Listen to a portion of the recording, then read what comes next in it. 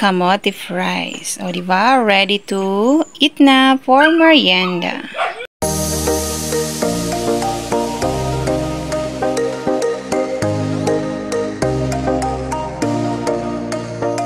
Hi everyone! So, yeah, for today's video, magluluto ako ng kamote fries. So, nagbalat ako ng 2 pirasong kamote. 2 piraso lang kasi 2 lang naman kami. So, yun lang yun. Tapos, i-slice ko lang to na parang potato fries. So, ito na yung ginayat kong kamote. So, parang potato fries na nga siya kasi magkakamote fries tayo. At nakahanda na rin yung aking lutuan. Siyempre, naglagay na rin ako ng mantika at lalagyan ko ng asukal. So, antayin lang natin uminit tong mantika bago lulutuin. Antayin ko lang na uminit yung mantika. So, dapat sana ay lubog yung pagluto ng kamote fries. Kaya lang, syempre, nagtitipid tayo ng mantika. So, ayan. Kaya kaunti lang yan. At lalagyan ko din kasi ng asukal.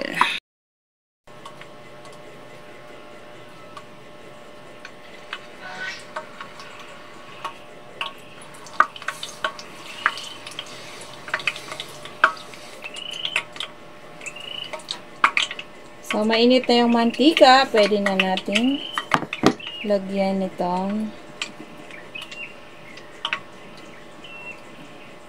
kamote fries.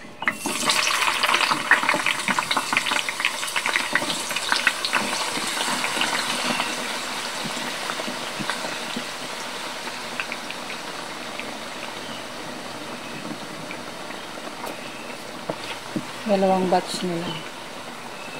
Tapos, habang niluluto ko, lalagyan ko na ng asukal para yung asukal ay natunaw na.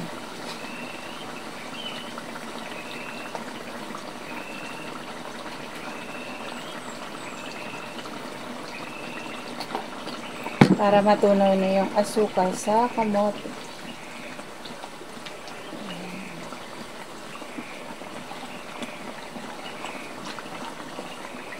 Hintayin lang natin itong maluto.